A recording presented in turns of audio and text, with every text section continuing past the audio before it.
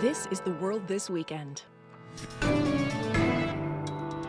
Hello, I'm Stephanie Skandaris. Coming up, an airstrike in the Syrian capital Damascus is increasing fears the Israel-Hamas conflict is spreading. We are now looking at other conflicts that have spawned. We are looking at retaliatory strikes. Also tonight, the U.S. stock market hits record highs, which could be good for President Joe Biden's re-election campaign.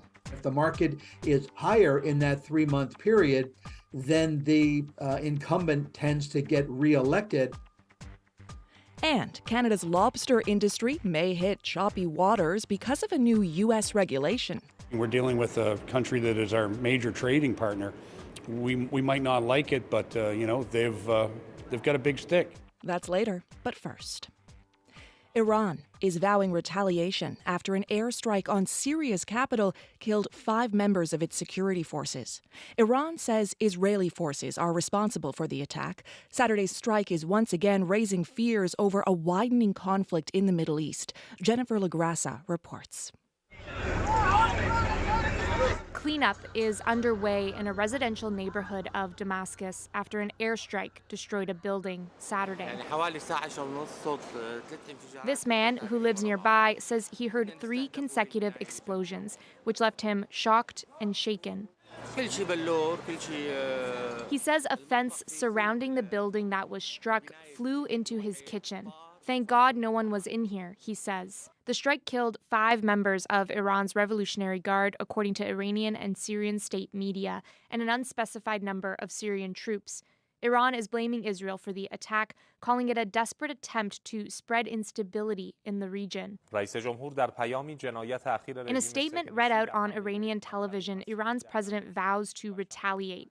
Israel has not commented. The strike in Syria is just one of many attacks in the Middle East. U.S. forces destroyed a Houthi anti-ship missile south of Yemen, while several U.S. troops were injured in a rocket attack on an airbase in western Iraq. And we are now looking at other conflicts that have spawned. We are looking at retaliatory strikes. Sajjan Gohel is the International Security Director at the Asia-Pacific Foundation in London. He says the airstrike in Syria is just the latest example of how the war in Gaza is spreading across the region. And it will continue to grow and manifest in ways that we can anticipate, and unfortunately, ways that we aren't fully going to understand until it actually implodes.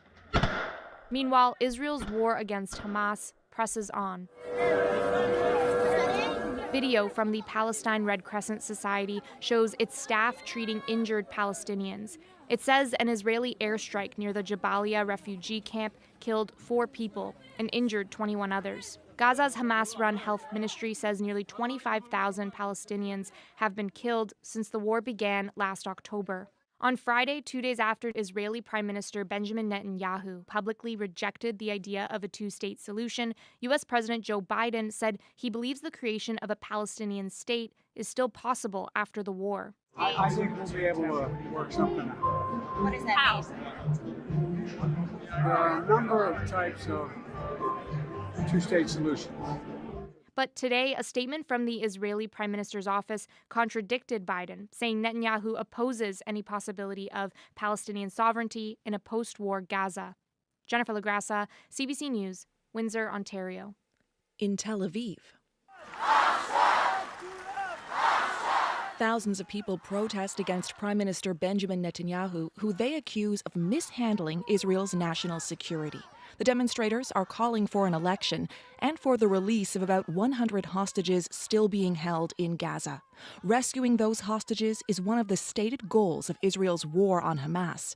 Our correspondent Chris Brown takes a look at those goals and how close Israel's military is to fulfilling them. On the same day as Benjamin Netanyahu said he would never agree to the establishment of a Palestinian state, Israel's prime minister also offered an assessment on how long it will take to defeat Hamas. Victory will take many more months, but we're determined to achieve it, he said. Netanyahu has spoken about 3 main objectives for the war: the elimination of Hamas, the return of all of our hostages, and the guarantee that Gaza will never again pose a threat to Israel.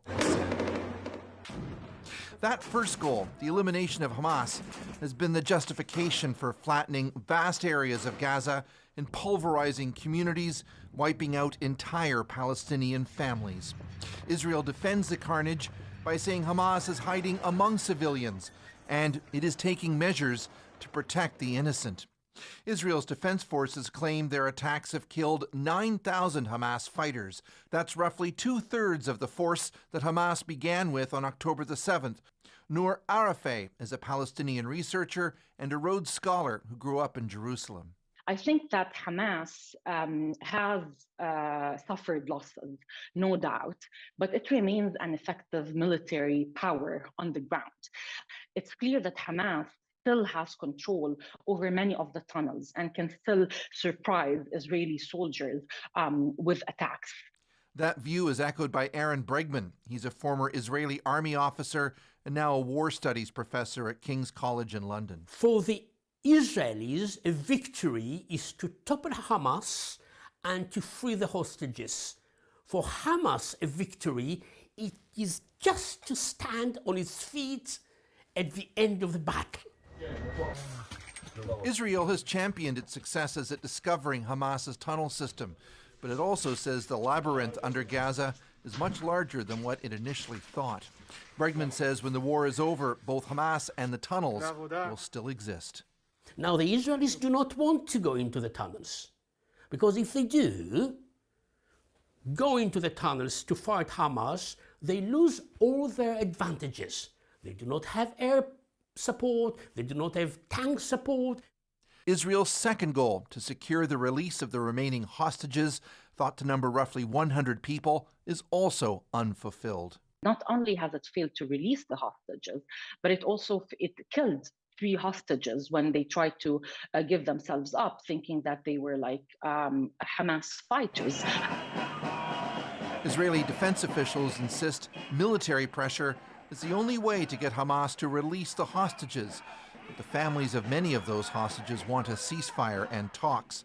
The only way to release the hostages is through negotiations. You cannot do it by the use of force.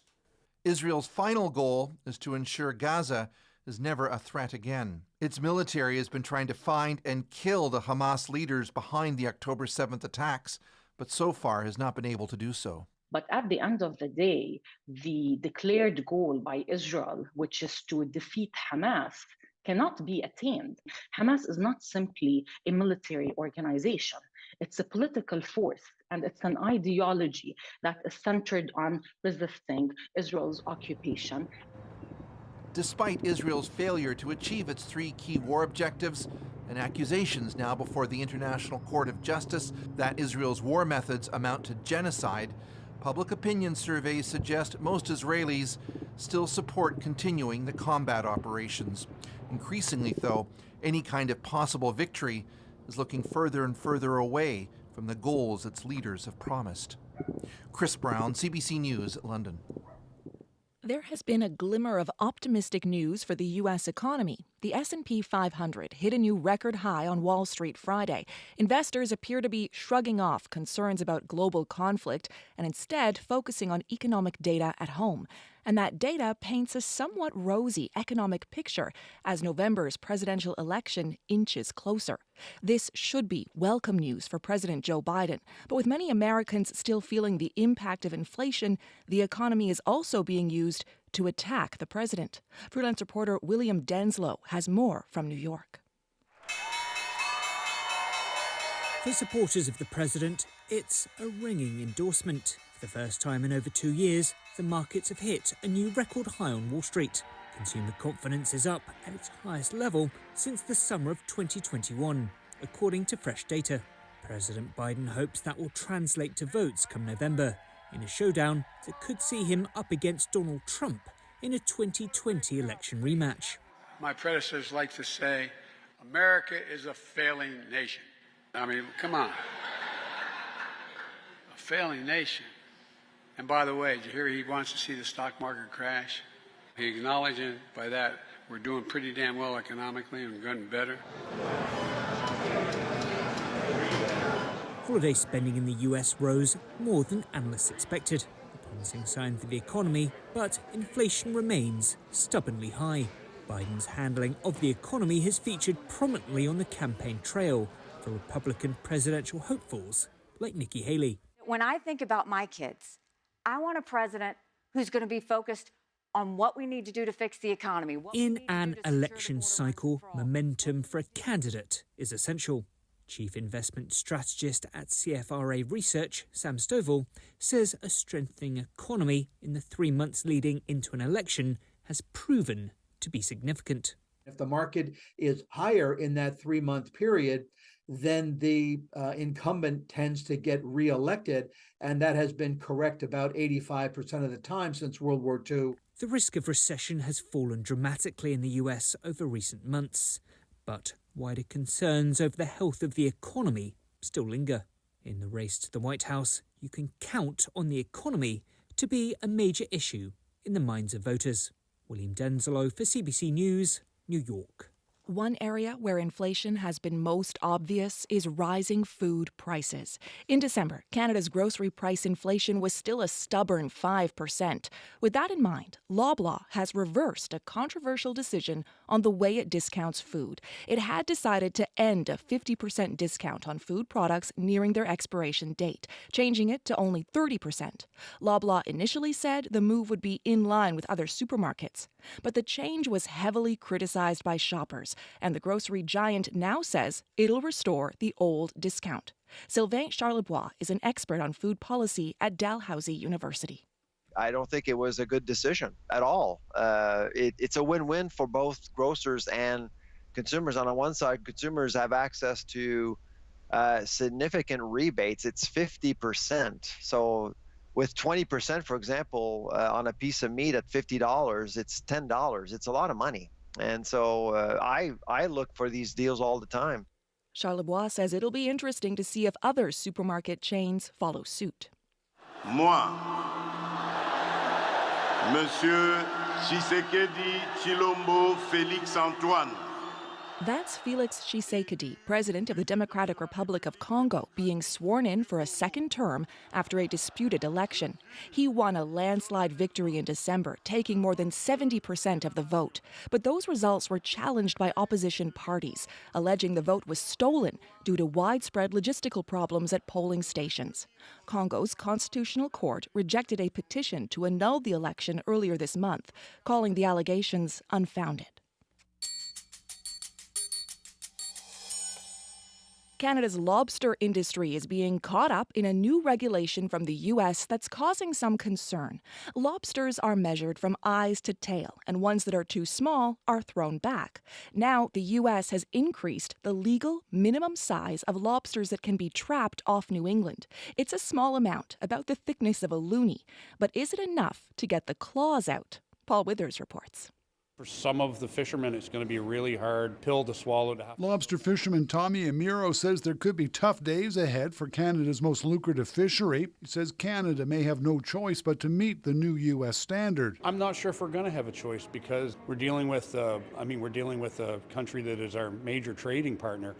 We might not like it, but they've got a big stick. Starting next January, the minimum legal size of lobsters that can be harvested in the U.S.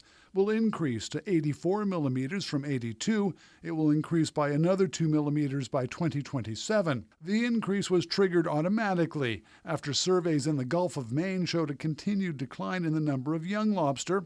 Dan McKiernan is with the Massachusetts Department of Marine Resources. He says the measure will give lobsters more time to mature and reproduce. So a little bit of gauge increase gives you a lot of egg production, and that's our insurance against future declines, we hope. While the increase might seem small, it will have a big impact on cross-border trade. In 2022 alone, Canada shipped more than $500 million worth of live lobster to the U.S.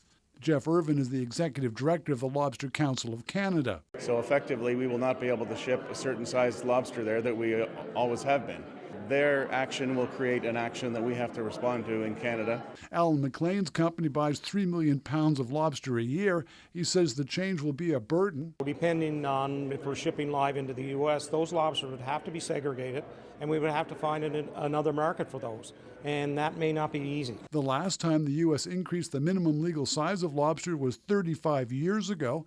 Canada tried to dispute that change and lost. Most of Atlantic Canada adopted the American standard. Paul Withers, CBC News, Halifax. The RCMP has eased its policy on recreational cannabis use by its members. It replaces the 2018 rule that required frontline officers and some employees to refrain from using non-medicinal cannabis for at least 4 weeks before going on duty. Under the new policy, employees must simply be fit for duty and not be under the influence of any drugs or alcohol while working. Healthcare workers at Prince Edward Island's second largest hospital are sounding the alarm. They say a staffing shortage is turning into a crisis. In an open letter, they write they are fearful about the quality of care their patients are getting, and they're calling on the province to act now. Wayne Thibodeau reports. Probably one of the biggest crises the hospital has seen in a long time. Stephen McNeil says in his 21 years working as a doctor at Summerside's Prince County Hospital, he's never seen things so bad. McNeil is one of more than 40 doctors to take the unprecedented step of writing an open letter, saying their hospital is facing an emergency that requires swift and drastic action. In it, doctors write about significant staff shortages that are causing an ongoing crisis at the island's second largest hospital.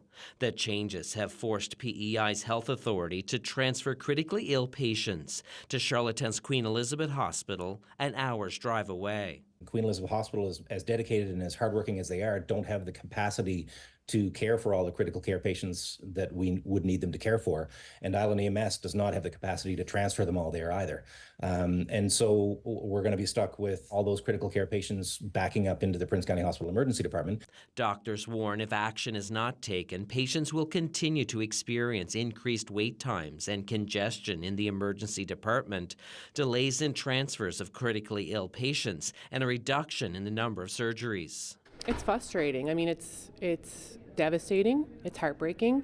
Registered nurse Alison Millard worked in critical care at the hospital for more than a decade. She quit 2 years ago, saying the constant staff shortages took a toll on her and her family. You know, you invest your blood, sweat, and tears into this place, and to just have zero control and watching it crumble from a distance, it's awful and it's terrifying.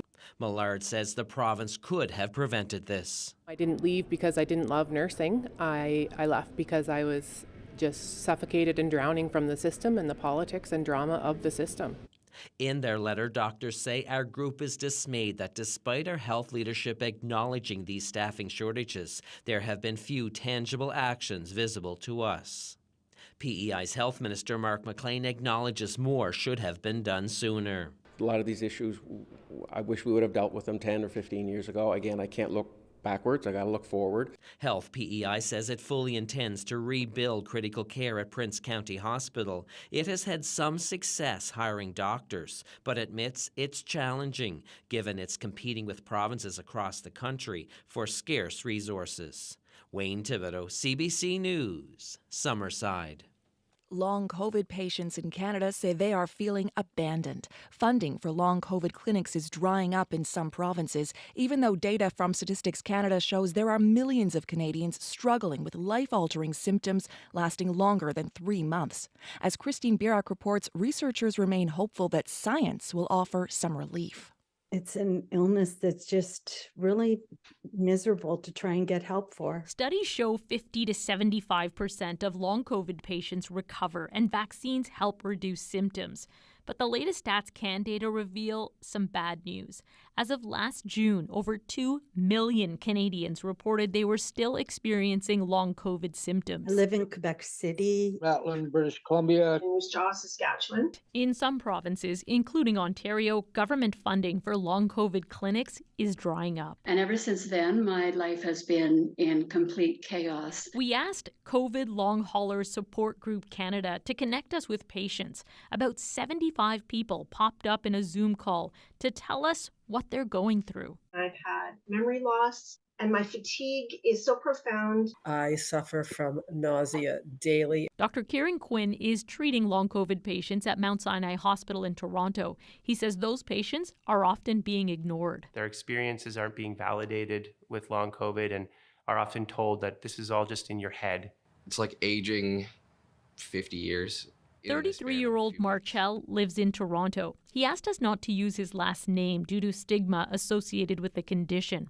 A COVID infection over 2 years ago left him with lung damage, crushing fatigue, and brain fog. He recently received a letter. We regret to inform you saying a local post-COVID rehab program is closing, effective immediately. It directed him to the World Health Organization and other websites for help. When it comes to long COVID, I suffered from it myself for 18 months. Manali Mukherjee studies long COVID at McMaster University in Hamilton. She and her team are researching biomarkers in patients who got long COVID and those who recovered. A newly published study and commentary found abnormalities in patients with long COVID, including immune damage or changes in blood protein levels linked to prolonged inflammation.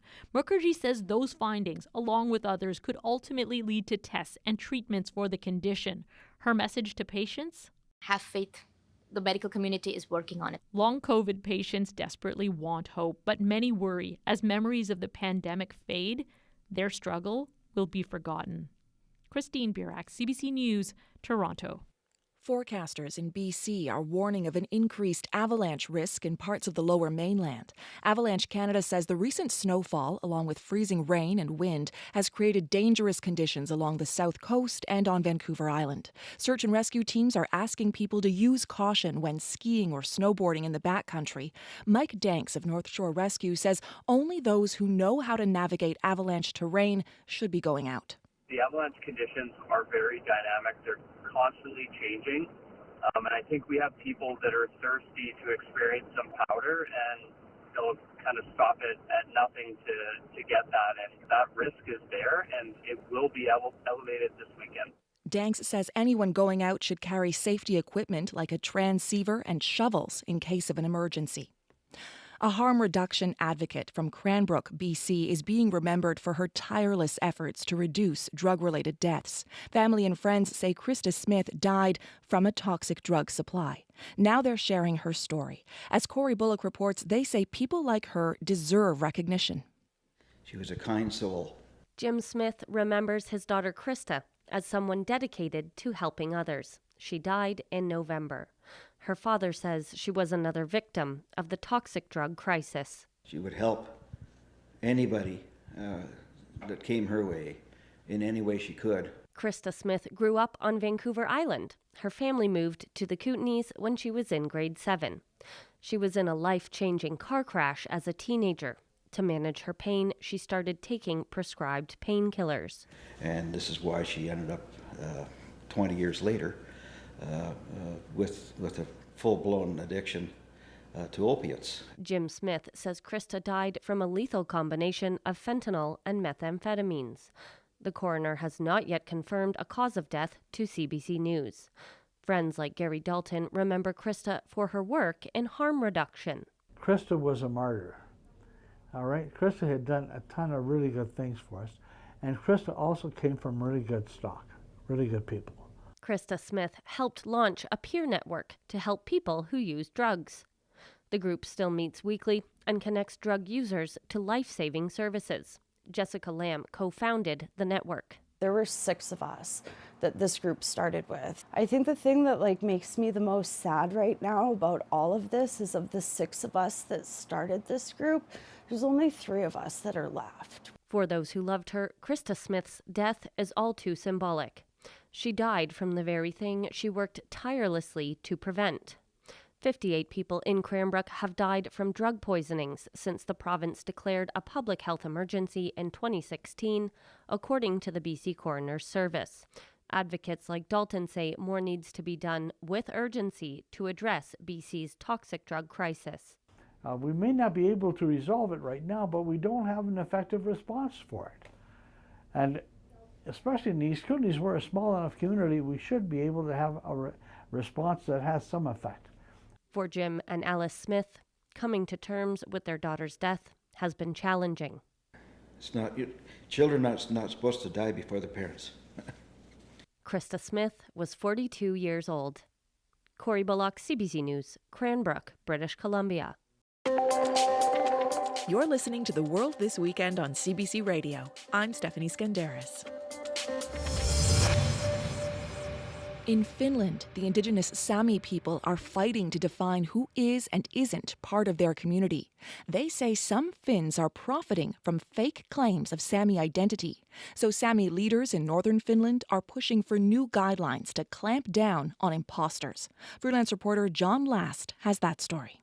The Finnish town of Rovaniemi lies just inside the Arctic Circle, on the very southern edge of Sami traditional territory. Even still, it doesn't take long to find indigenous products for sale here. There's Sami dolls, Sami cups, Sami hats, even dress-up photo booths with Sami costumes and model reindeer.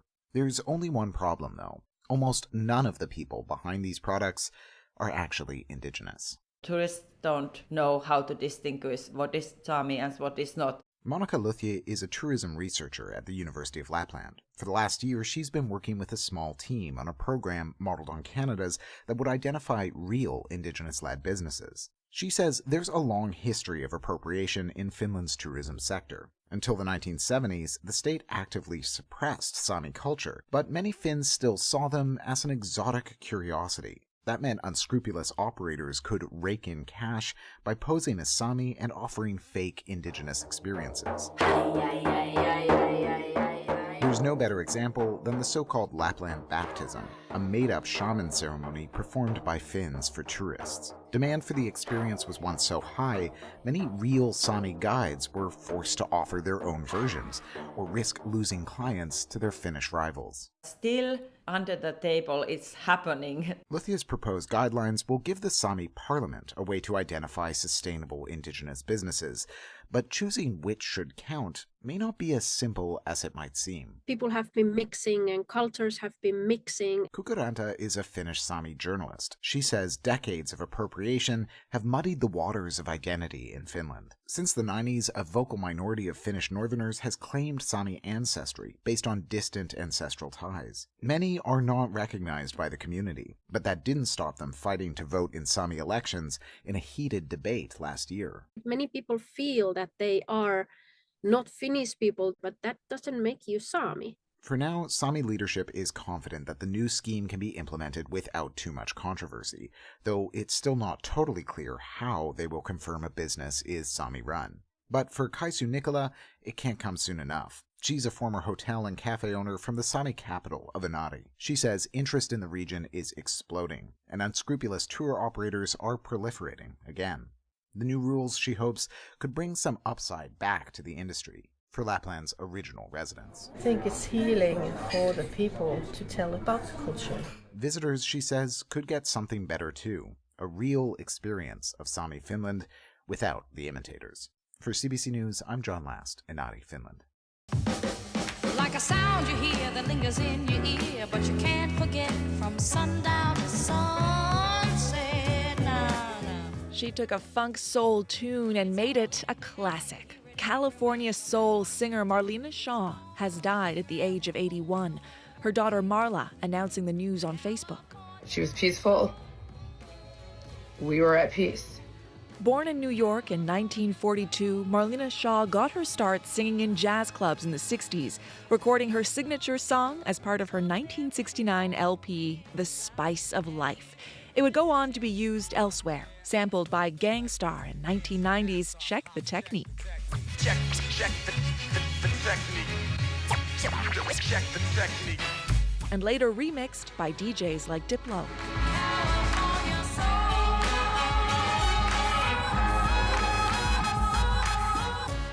But in honor of Marlena Shaw, we'll leave you tonight with a little more of her original. This is California Soul on The World This Weekend. I'm Stephanie Skandaris. Good night. When you hear the beat, you want to pat your feet, and you got to move, 'cause it's really such